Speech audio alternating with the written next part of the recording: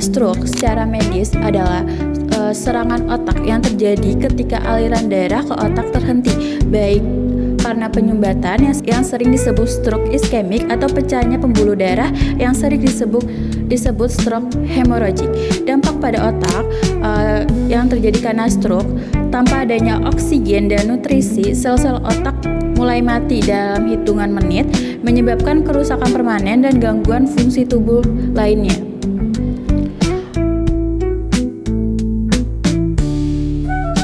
Stroke iskemik disebabkan oleh gumpalan darah yang menyumbat arteri yang masuk ke dalam otak. Ini adalah stroke yang sering terjadi pada umumnya. Lalu ada stroke hemorrhagic, terjadi ketika pembuluh darah di otak pecah menyebabkan pendarahan di dalam atau di sekitar otak. Lalu yang ketiga ada TIA atau transit ischemic attack yang disebut dengan mini stroke. TIA adalah penyumbatan sementara yang menyebabkan gejala serupa stroke namun tanpa kerusakan otak permanen. Ini adalah tanda peringatan penting pada stroke yang biasanya terjadi kurang dari 24 jam. Faktor resiko stroke itu ada beberapa, yaitu ada tekanan darah tinggi atau hipertensi, kolesterol tinggi, diabetes, penyakit jantung, merokok, obesitas, konsumsi alkohol berlebihan, kurangnya aktivitas fisik, usia lanjut, dan riwayat keluarga sebelumnya. Lalu tanda-tanda gejala stroke itu ada 4, yaitu bisa disebut dengan fast F itu fast dropping, yaitu wajahnya melorot atau salah satu sisi wajah terlihat melorot dan mati rasa. Minta orang tersebut untuk tersenyum. Jika tidak bisa atau salah satu wajah mati rasa, itu adalah tanda-tanda stroke. Lalu ada A, arm weakness, yaitu lengannya lemah. Salah satu lengan terasa lemah atau mati rasa. Minta orang tersebut untuk mengangkat kedua lengan. Jika salah satu lengan tidak bisa diangkat, itu adalah tanda-tanda stroke juga. Lalu ada speak difficulty, yaitu kesulitan bicara. Bicaranya cadel, sulit berbicara, dan sulit memahami pembicaraan. Minta orang tersebut untuk mengulang kalimat-kalimat sederhana. Lalu yang terakhir itu ada time to call 911, waktunya untuk telepon darurat. Jika melihat salah satu gejala ini, segera hubungi layanan darurat. Lalu ada manifestasi klinis yang terjadi pada stroke, yaitu ada gangguan penglihatan, sakit kepala parah, kesulitan bicara, dan kebingungan mendadak. Gangguan penglihatan kabur, penglihatannya ganda, atau kehilangan penglihatan pada salah satu sisi kedua mata. Sakit kepala yang parah tanpa adanya penyebab yang jelas, terutama pada stroke hemorrhagic.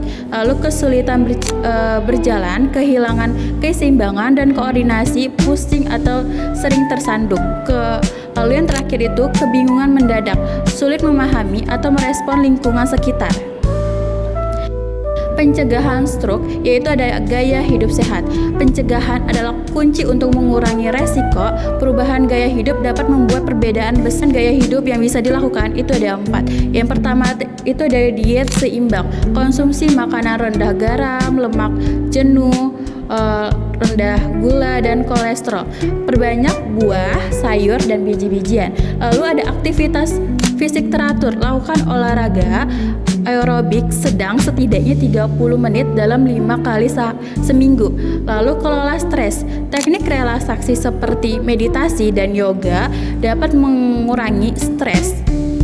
Lalu ada pemeriksaan kesehatan rutin. Pantau tekanan darah, kolesterol, gula darah secara teratur setiap minggunya. Lalu penanganan stroke. Penanganan stroke yang cepat dan tepat sangat krusial untuk meminimalisir kerusakan otak dan meningkatkan peluang pemulihan. Fase akut. Fase trombolitik, obat penghancur pembekuan darah atau trombektomi mekanis untuk stroke iskemik, pembedahan untuk stroke hemorrhagic. Lalu ada rehabilitasi, fisioterapi, terapi okupasi, terapi wicara, dan psikoterapi untuk membantu pasien memulihkan fungsi yang hilang. Lalu yang ketiga, manajemen jangka panjang, pengendalian faktor resiko, pengobatan untuk mencegah stroke berulang, dan dukungan psikososial. Lalu ada komplikasi yang terjadi pada stroke yang disebabkan oleh stroke, yaitu ada kelemahan atau kelumpuhan sering terjadi pada satu sisi tubuh mempengaruhi mobilitas dan kemandirian. Lalu yang kedua ada gangguan bicara dan bahasa, afasia atau kesulitan bicara atau memahami